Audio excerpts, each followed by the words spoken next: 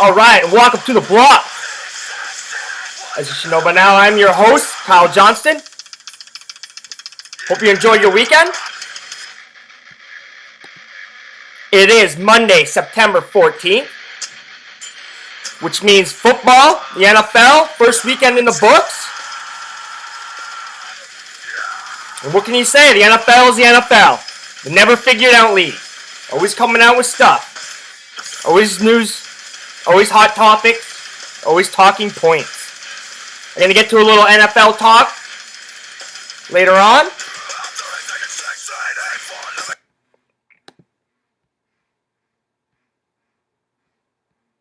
I got, of course, some sports picks. Some sports picks for you all. Got some plays in the Monday Nighters. We got a doubleheader. Got some plays on the diamond as well. Before I get into all that, let's recap my weekend for you. I went down to the Durham Agricultural Fair down Norno, Ontario, my hometown. Kind of a tradition. Big time tradition. I can tell you what right now, the fair, well, the weather sucked. It fucking rained all weekend. But it's seen better times.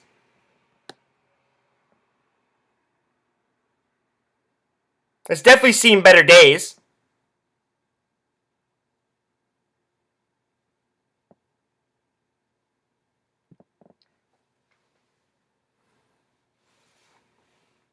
It's a lot less chaotic as it used to be. But anyways, yeah, I've been going down there for a long time. We got the whole shebang, the fair, the rides, the games, demolition derby, the carnies, the chaos. Like back when I was in high school, grade 9 to 11, 9 to 11 were the dark years. They were crazy. My older friends, they go down there to fight the carnies, cause havoc. That one fall was just epic. Actually, we had back-to-back epic falls, kind of, you know. One was a little bit later on, actually. I'd say 9 to 12. But, the one year, all my older buddies, they went down there to fight the carnies. The carnies were fucking ready this time. They had their fucking weapons stashed away, you know. They weren't just coming in to fucking, you know, make some money and run a fair and smoke some weed and get the hell out of there. No. They had the weapon stash. They had wrenches. They had their hockey sticks. My one buddy ended up going at a guy. Pretty sure he had a broken hand at the time, too. Ended up, blocking the hockey stick and, grabbing the hockey stick from the carny and going down, beating down on him. Then I remember turning the corner. My other buddy had gotten into another carny. He got hit in the side of the head with a huge fucking wrench. He was bleeding all over the place. You used to have like the SWAT team down there, basically. You couldn't move without fucking cops all over the place searching you. Oh, there were some dark years. The one, like my buddy's house is like literally right next to the premises of the fair and everything. So obviously as we got older, we started going over there to, get our pre-drinks in before the beer tent. And, yeah. To say the least, once you start getting a big group of gathering of people, they're sitting in the garage or kind of on the front lawn. The cops start to take notice. So people are probably chirping and lipping while they're walking through the fair to go over to his house. But anyways, we were minding our own business. Like, we weren't really doing anything. Like, all of a sudden the cops, started to notice what we were doing. We were all drinking and stuff like that. And they obviously knew we were going to come into the fair. And so they started making a little gathering outside this one entrance, right by my buddy's house, because they connect. And all of a sudden, out of nowhere, like I remember walking out of the garage, and I looked over, and all the cops had moved up right to the edge of the property, and they were lined up like SWAT. They had three rows deep. I'd say maybe like 7 cops across, 3 rows fucking deep. Basically like on an angle, blocking like kind of our way into the fair. So there's three brothers in this family. Well, actually 4. There's a young one, but there's 3 right around my age. 2 of them are twins. Big boys, and basically, obviously fueled by alcohol and stuff like that. It kind of went out and, they were trying to tell him, you can't come on our property and get out. But obviously, we're young and we're being cocky about it, And so anyways, long story short, some animosity started to build up. Trying to, tell him to leave and stuff like that. And they're, the cops are firing back at us. And I was kind of a little bit in the background. But the one brother, one of the twins, I don't know why, but all of a sudden he just reared back, cocked his fist, and he fucking took a swing at the guy cop. But the guy cop ducked and went to his left, and my buddy, he kept following through that punch, and it just boom connected with a girl, female cop. She didn't even see it coming. Because obviously the guy cop fucking ducked in front of her. And she just tumbled to the ground. Oh, that was the green light. Just like my Chavez jersey. That was the green light. Cops just swarmed them. And, actually, no, it wasn't the twin, sorry. It was one of the younger ones, sorry. One of the younger ones. The twin did something a little bit later. But, anyways. Cops just swarmed him, jumped on him, started beating him down. The other brother that was kind of in the back, he tried to get in and trying to get cops off people, so he got involved. Cops were going at him.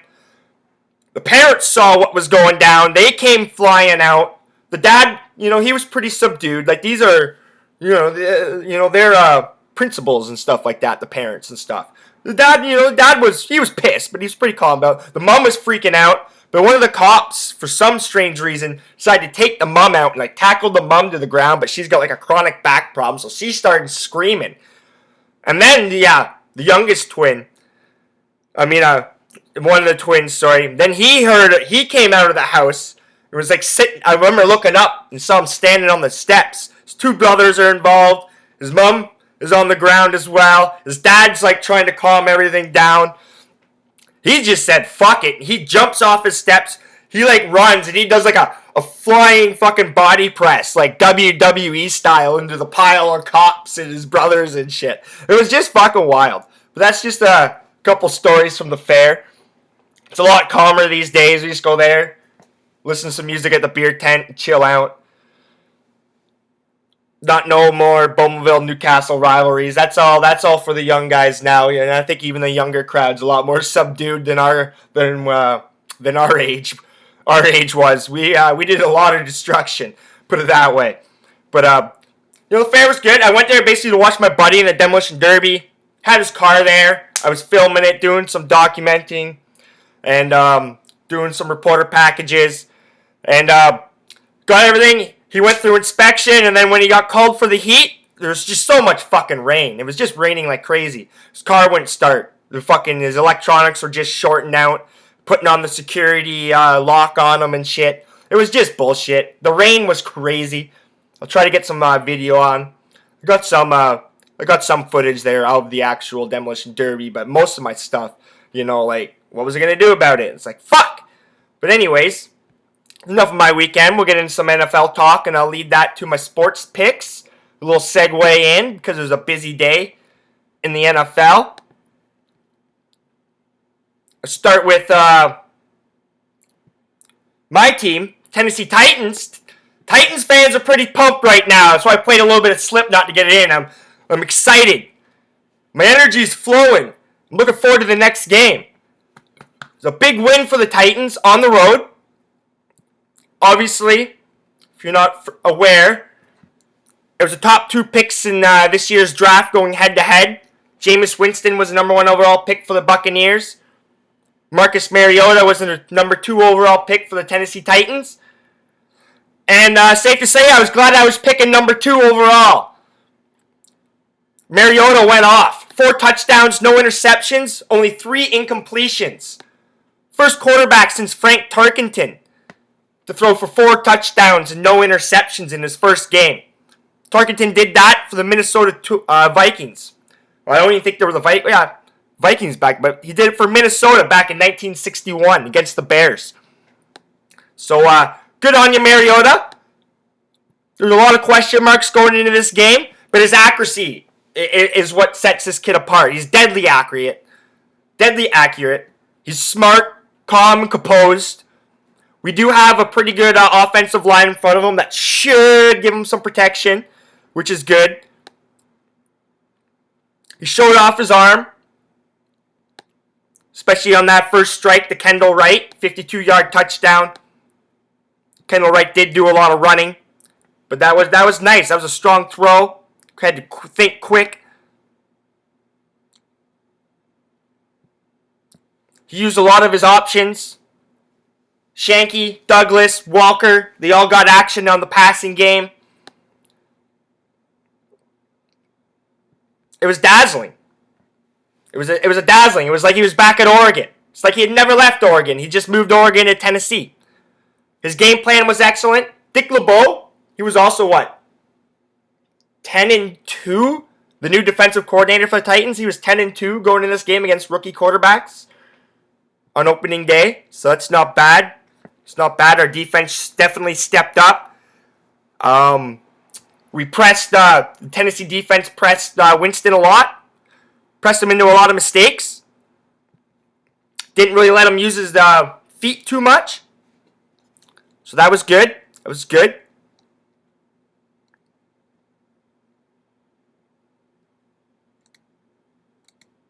Overall, still positivity out of both camps.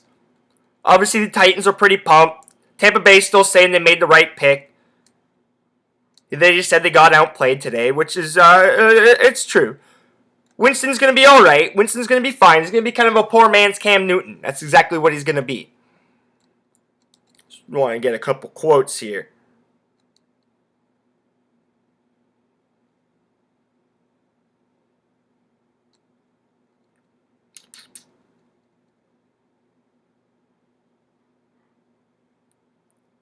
Well, Mariota, like he said, just like his demeanor on the field, his demeanor is the same off the field. Calm, cool, composed. Never gets too high, never gets too low. It means we're 1-0, Mariota said. It's taking one day at a time. Just executing the best of my abilities. It's a good start. But it's just the first game. It's not bad. That's not bad. That's what I like to hear out of my quarterback. Not a whole lot. So we move on from that. To a lot of, I'm from Toronto, so a lot of my friends, a lot of my coworkers, a lot of my colleagues, some of them are Buffalo Bills fans. because of proximity. And Bills fans, you should be pretty pumped. Now, I was all over the Bills. This is my best play of the year almost. Buffalo Bills home opener. I put that in the drawer. I just keep that nice and tightly in the drawer. And every year I pull it out because it's one of my best plays of the whole year. Buffalo Bills home openers. And I'm sure the Indianapolis Colts don't want to be going back to Buffalo anytime soon for a home opener. Because it took them to what? Halfway through the third quarter to put up the first points? The Bills defense came to play. Rex Ryan had the boys pumped.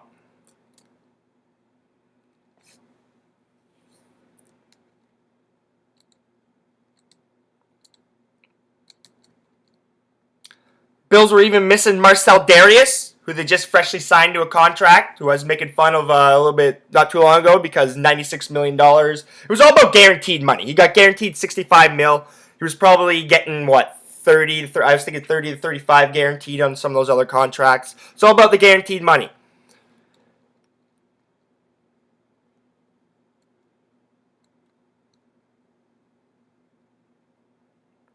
Ronald Darby, he looked all right as a rookie for the Bills. You know, he had an INT.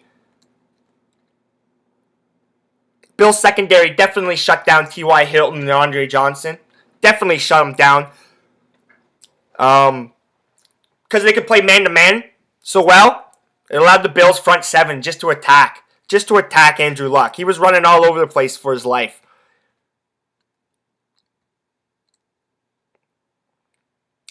Doug Marrone, former coach of the Bills, he's quickly forgotten. Quickly fucking forgotten.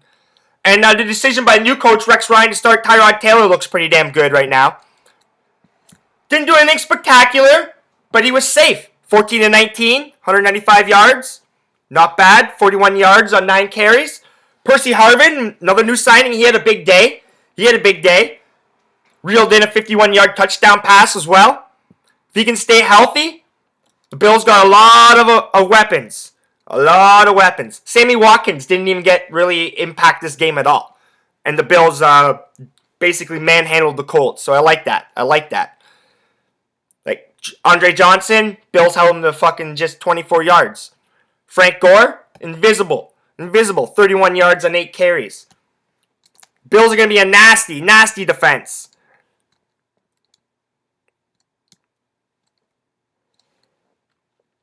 And they got a lot of depth in running back. Carlos Williams, he had a good day.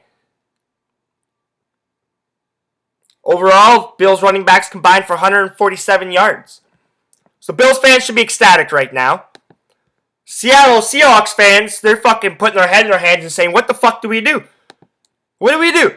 We sat there in the offseason, talked all offseason about when you need 1 yard, when you're on the 1 yard line, and you just need 1 yard, give the ball to Marshawn Lynch. Don't throw it.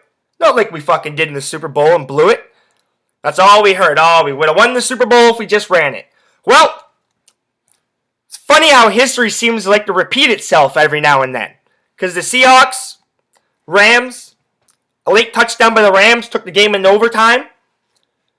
For some reason, Pete Carroll and Seattle Seahawks special teams decided to try an onside kick in overtime. Basically giving them 3 points and say, hey, go for the touchdown. Because you know what, if you get 3 points, if you only get a field goal, the other team gets a chance to match the field goal or get a touchdown and win it. If the team that first has the ball gets a touchdown, the game's over. So they basically gave him the field goal. I know, the announcer was like, oh, he trusts his defense. This shows how much he trusts his defense. I was like, shut up, announcer. He fucking put his team behind the 8 ball. Kick it deep. Your defense shows up. You may not need to score points on the next drive. You don't have to. The game will continue. You score points on the next drive, you win. If you don't, the game continues. There, he basically said, we have to score points on our first drive. So that was stupid.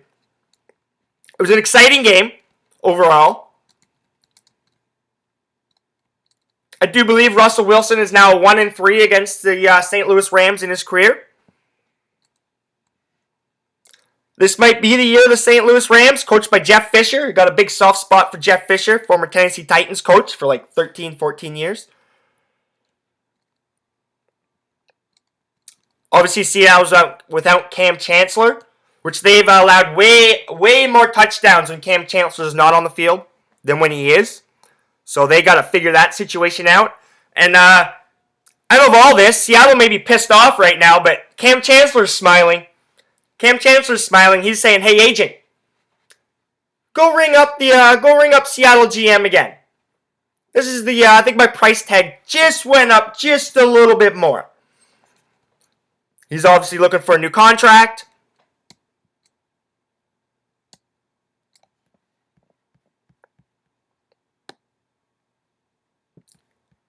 Overall, Wilson, 32 of 41, 251 with a touchdown and interception. Meh. It was alright. Mediocre, though.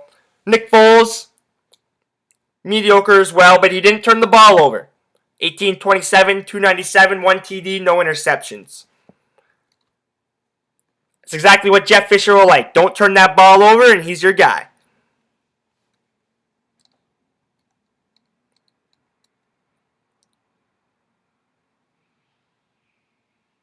The front seven of the Rams, though, were ferocious. Fucking sacking Wilson 6 times. Robert Quinn was fucking running all over the place. Long. Rams got a deadly pass rush. Deadly front seven. Deadly front seven. They need Nick Foles to stay healthy, though. Seattle, more question marks than answers after game 1. I'm going to leave that. I want to move on. Trying to move on here to my picks. Something that was a little bit funny that kind of caught my eye. Since the Pats and everything, the Pats are in everybody's minds these days. Now they're playing their radio broadcasts in Pittsburgh Steelers. Now they're playing the broadcast in the opposing team's headphones. So they can't communicate, supposedly, allegedly. And I'd say after all the accusations of the past, how can you not believe it? They've been busted for Spygate. We knew they fucking deflated the balls in fucking Deflategate, but who really cares? They fuck around with shit. They tamper with shit. They're being accused of going in, searching through other teams' garbages. Whole bunch of stuff. Go read the ESPN article. Good one. It's a good article. But anyways, since Brady is basically on our mind, the Miss America winner. Yes, she was crowned Miss America, but she told the judges that Tom Brady is cheated. Her nation is doomed.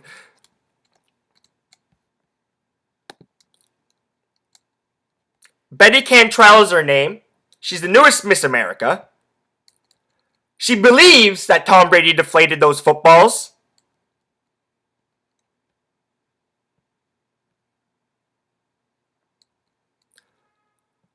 Don't really care who asked her. Some country singer asked her this question, and I don't really care who it is, because I don't know fucking who he is, and I don't care.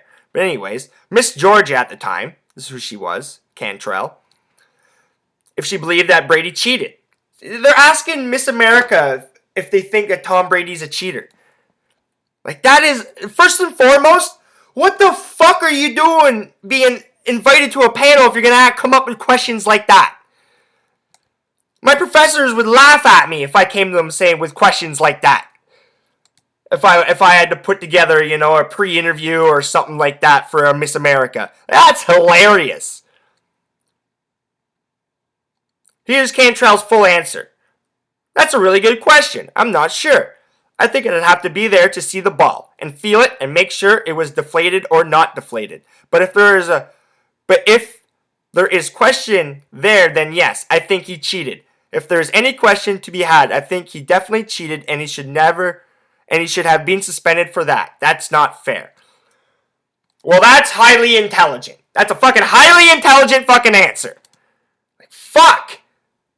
It's a stupid question with a stupid answer. I'm going to move on from that. I'm actually defending you today, Tom Brady.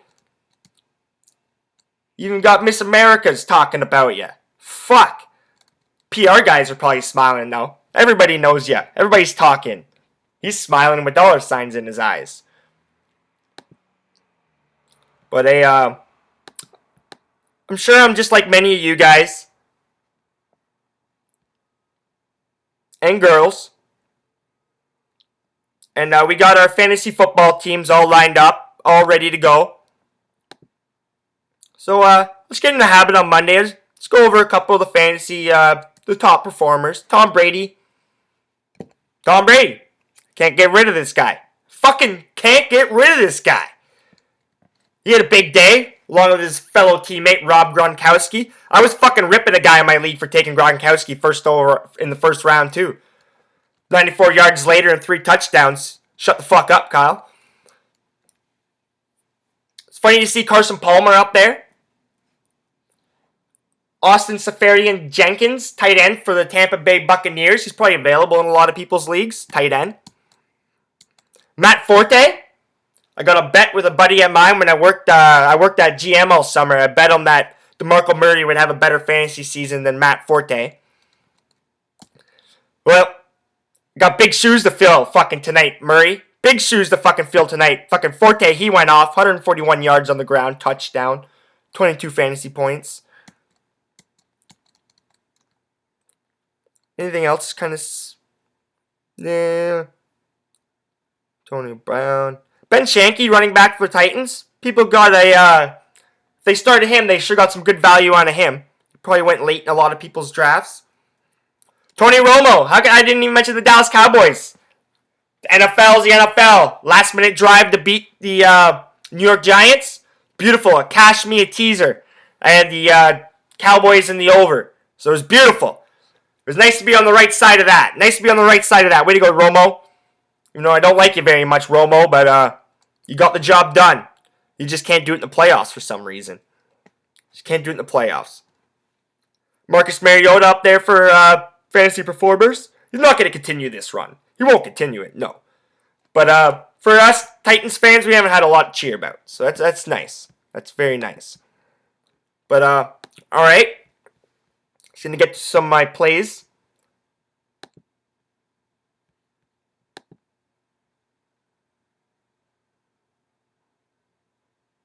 For some reason, it's acting up. There we go. So obviously it's the Monday Nighter, first Monday Nighter of the year for the NFL. We got the Philadelphia Eagles on the road against the Atlanta Falcons. I'm going to try and whip through this quick. I know this podcast's been a little longer than I wanted. But I'm excited. I got some stories to tell, a lot of stuff. The fair was fun. Good times at the fair. Smoking cigarettes in the porta potty because we're not allowed to smoke in the open air at the beer tent anymore. So we didn't have to leave the place. It wouldn't have been a big deal because there's no lineups. But usually there's huge lineups. So, you know, you gotta find your way around things. But, alright. Got distracted there. So the Philadelphia Eagles are on the road against the Atlanta Falcons. Julio Jones in a new contract. Matty not so ice Ryan these days. They're hosting the Eagles. -3 are the Philadelphia Eagles on the road. Over-under in this game, 55. I like the Philadelphia Eagles at -3.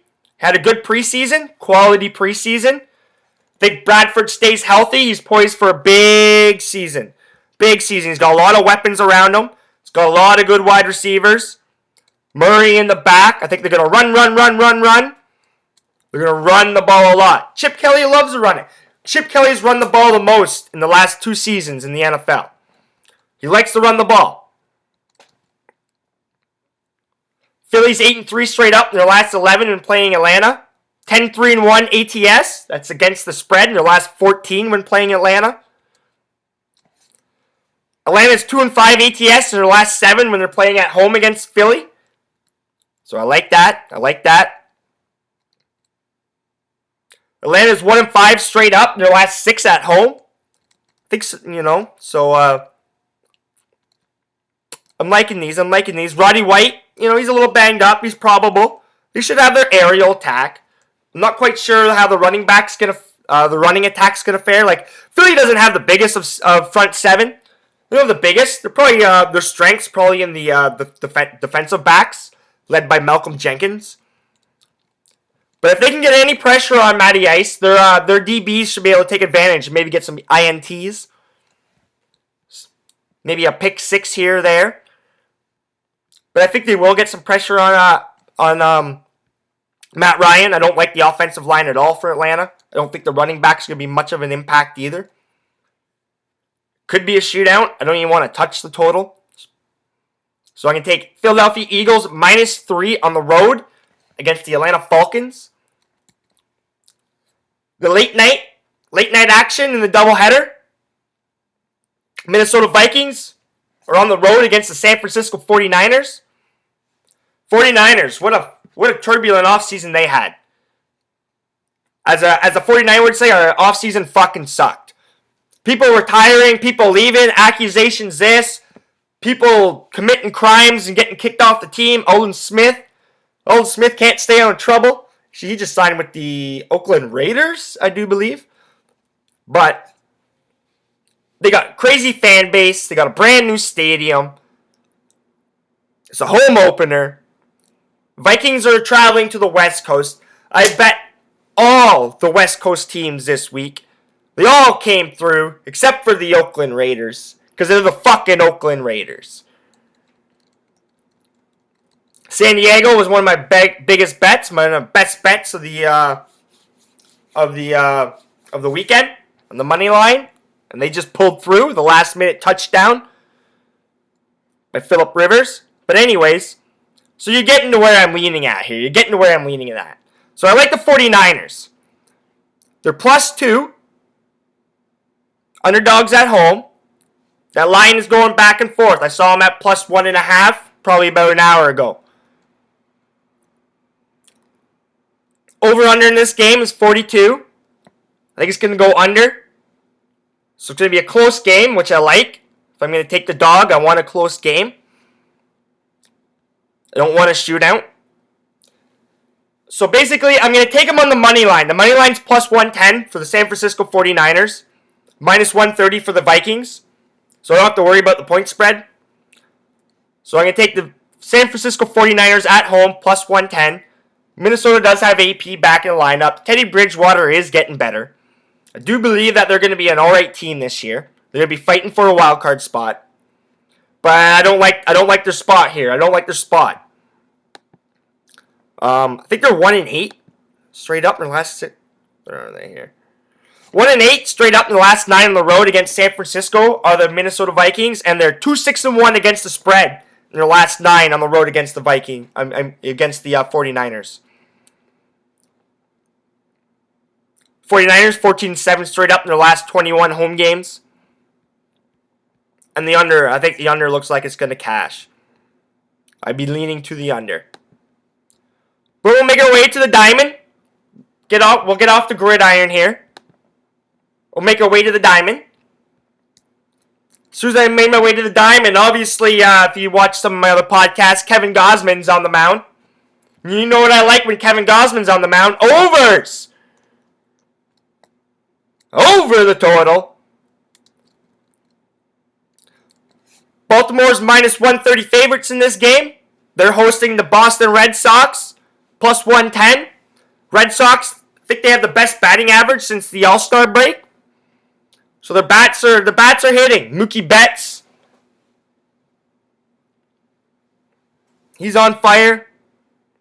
What's that? Xavier Sobrats? I don't know. That's the Boston shortstop, Xavier something or whatever. He's fucking good. I'll go get his name. He's just he's a youngster. But he's gonna be a good one. But the over-under in this game is 8.5. So I like the over 8.5 in the Baltimore-Boston game. Pull up a couple numbers here quickly to help back me up. Kind of give you some confidence, because scared money never wins. You need confidence. Scared money never wins. So let's see here. Total's gone over in 9 of Baltimore's last 12. Total's gone over in 7 of Boston's last 10 games. Total's gone over in 10 of the last 13 games on the road for the Boston Red Sox. Total's gone over in 4 of the last 6 games and playing at home against the Red Sox, the Orioles. The last 5 games at home, Total's gone over.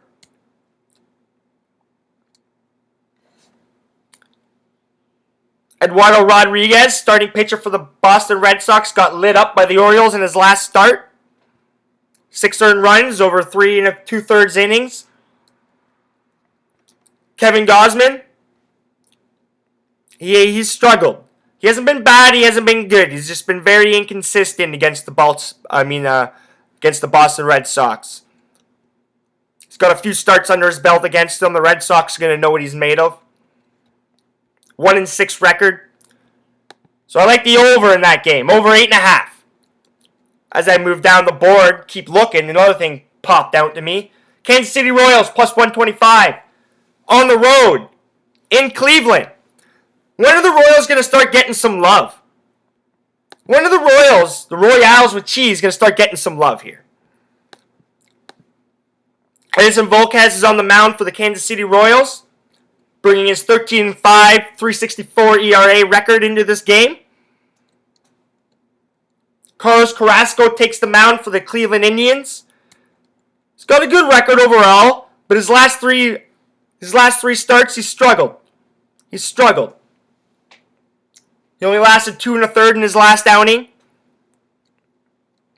Kansas City's 4-2 straight up in their last 6 on the road against Cleveland.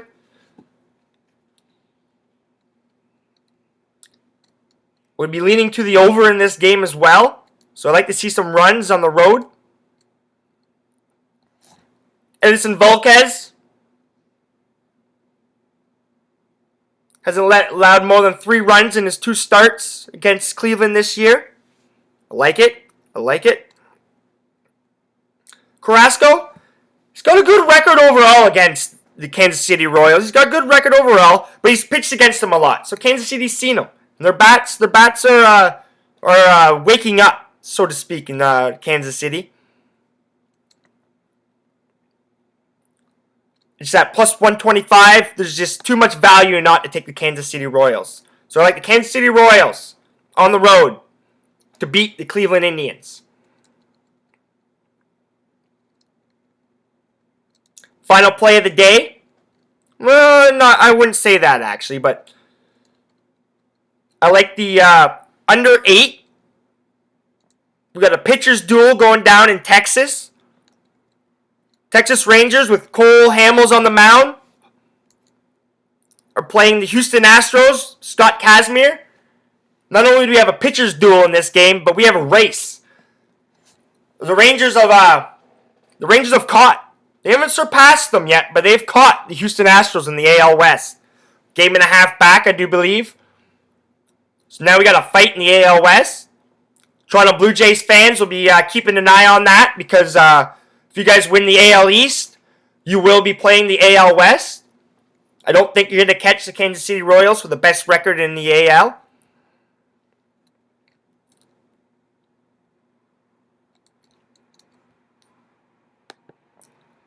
Texas Rangers are minus 125 favorites. The over-under is 8.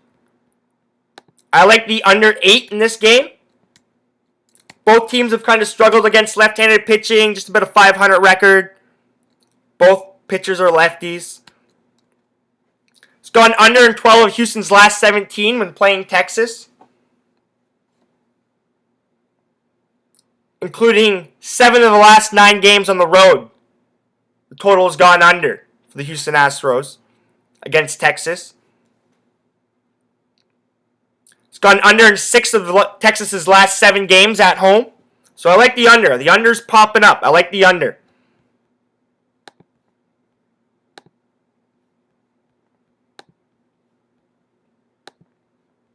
So I'll just recap my plays of the day for September 14th. It's a beautiful day outside. On the gridiron, Monday Nighters, I like the Philadelphia Eagles, minus 3 on the road against the Atlanta Falcons. I like the San Francisco 49ers.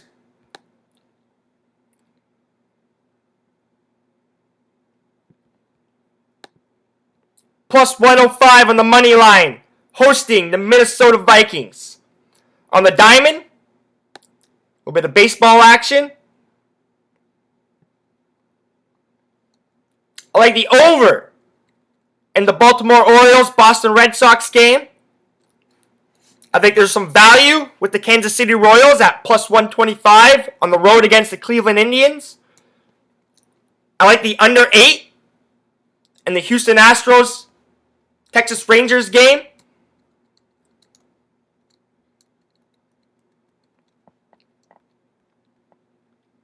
And good luck. Before I leave you, I'm going to talk a little bit of footy tomorrow. United came through in the big derby against Liverpool, 3-1. Benteke scored a fucking wonder goal. A golazo. A fucking beautiful fucking overhead. Was it quite a bicycle? It was a bicycle kick. Fuck that. He lined it up and fucking drilled it with a bicycle kick. Made it 2-1, but then Anthony Martial made his debut, and he basically ran down the left wing like we used to see Thierry Henry do, and kind of cut in the middle and cut back onto his left foot on the outside, rounded the defender, opened himself up and slid it in the far corner. Beautiful. Secured the win for United. But glad you could join me. We got some Champions League action tomorrow, just to let everybody know if you're not aware.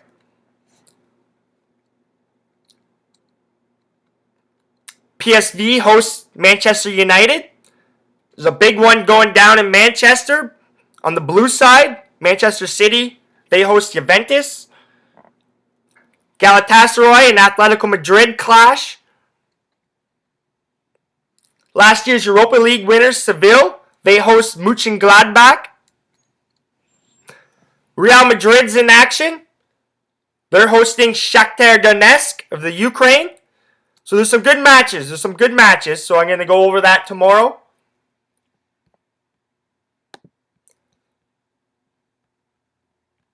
And remember, if you're not laying your money down on the table, you're not winning. I'm Kyle Johnston. Find my work on Twitter at KJ_theblock. Find my work on my blog site, KyleJohnstontheblock.wordpress.com. Cheers.